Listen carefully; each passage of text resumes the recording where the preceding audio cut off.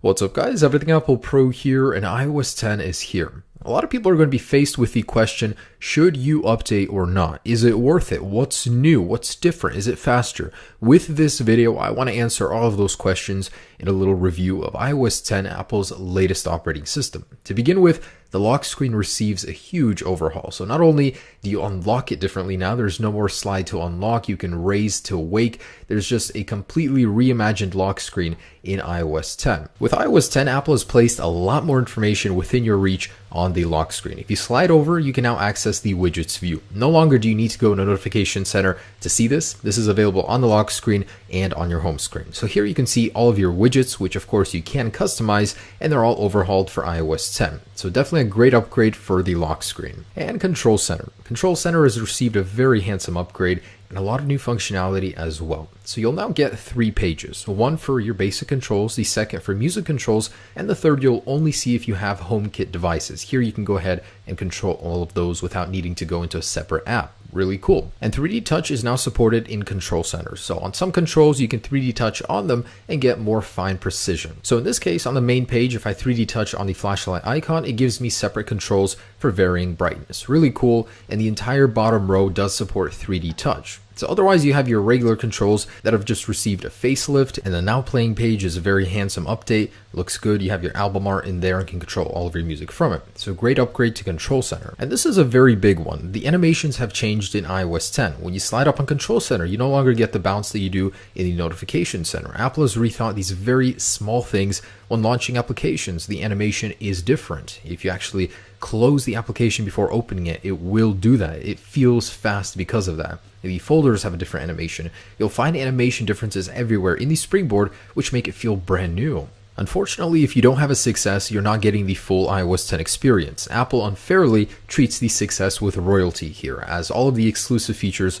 are for it. The raise to wake, you can clear all notifications with 3D Touch. Something that could have easily been accomplished with a little software tweak for other devices hasn't. You're getting new toggles everywhere, from the Control Center at first to individual app icons. You're going to see a massive expansion into 3D Touch being a useful, necessary thing in day-to-day life. While that's great for 6S owners, unfortunately, Apple left everybody else outside of the loop. So I don't like that, but if you own a 6S, enjoy. You're going to get a ton of new widgets for all these applications. It's just become something more necessary instead of a gimmick. Even when deleting text, if you 3D Touch on the backspace button, you're going to do it quicker. These little tiny things, they're there in iOS 10 that make 3D Touch worth it. I mean, if you're looking at your music library, go ahead and 3D Touch on it, get more information instead of needing to go in and then click on the More Info tab. Even folders got expanded support for 3D Touch. You can now rename them, and if you have any applications with notifications in a folder, 3D Touch on it, and you're going to get the priority ones first. iOS 10 received a huge overhaul in the sound department, so just listen.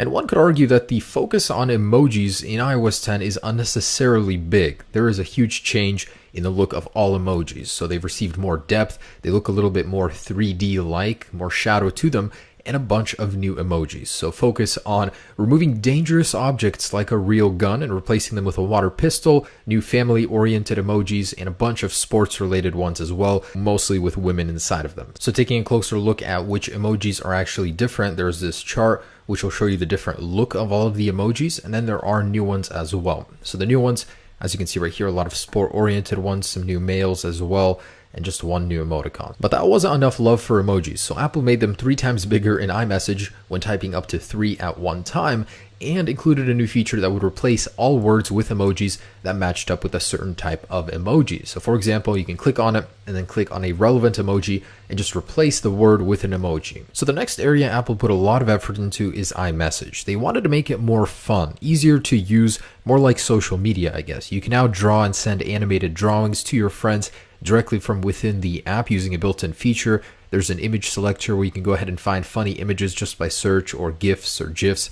send handwritten messages just by rotating your phone and then writing them like this. And it's pretty cool because depending on the type of message you're sending now, you're going to get a different read receipt. So you're going to know what's coming depending on the type of content the person is sending. I thought that was a really neat touch. And there's a built-in app store in Messages completely separate of the regular app store where you can find individual stickers, new keyboards, new image pickers. There's so much here. I thought it was a really neat touch. So you can add those onto photos, and the predictive text is now more contextually aware. For example, if someone asks you, "Where are you?" it'll go ahead and give you an option to send the current location right there.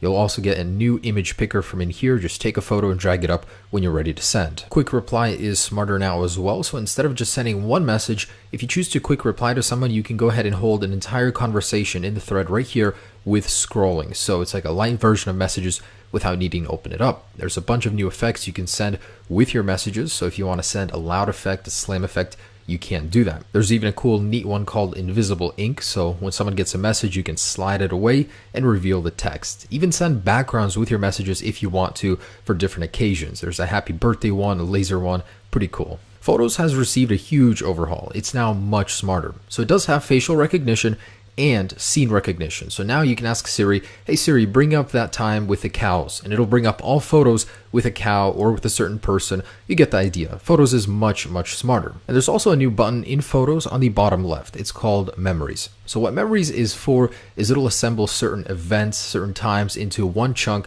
and give you a photo and pre-make a video with music for you to go ahead and give you a nice presentation of that certain time period, that album, whatever it was, all into one. So this one, for example, is for the last 3 months, and it does add music, and you can go ahead and watch it.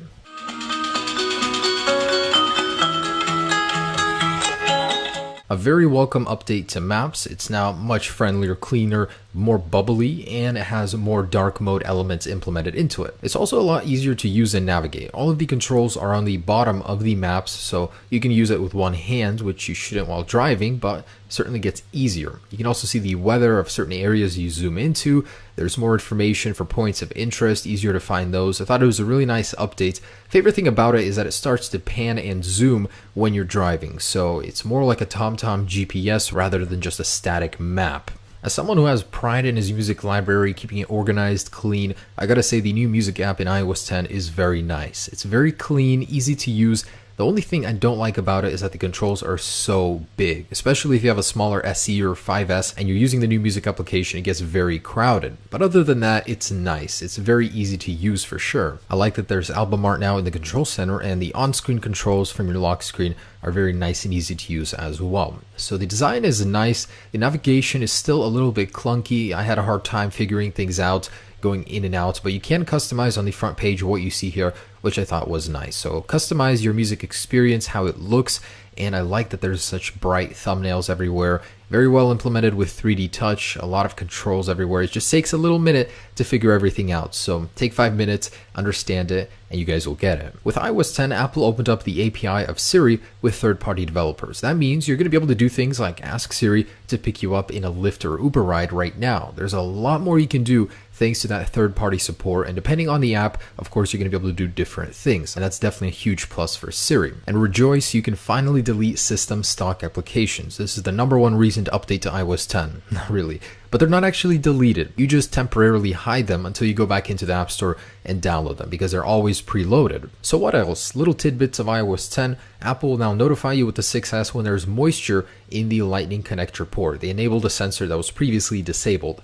There's voicemail transcription, so Siri will read you back those angry voicemails. You don't have to hear them.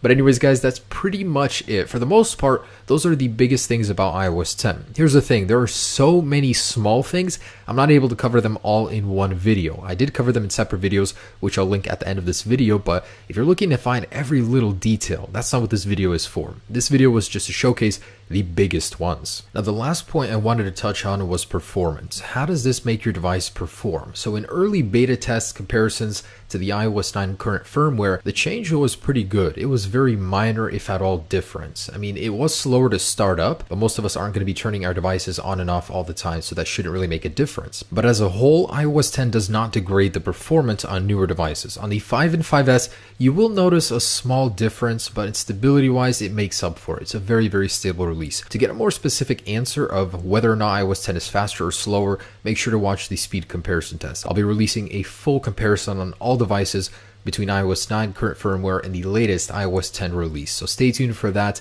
Guys, thanks so much for watching. That's iOS 10 for you. Great release. Not huge, but significant enough to warrant updating. There's really no reason not to update. Thanks so much for watching, guys. Have a great day. Enjoy iOS 10. Peace.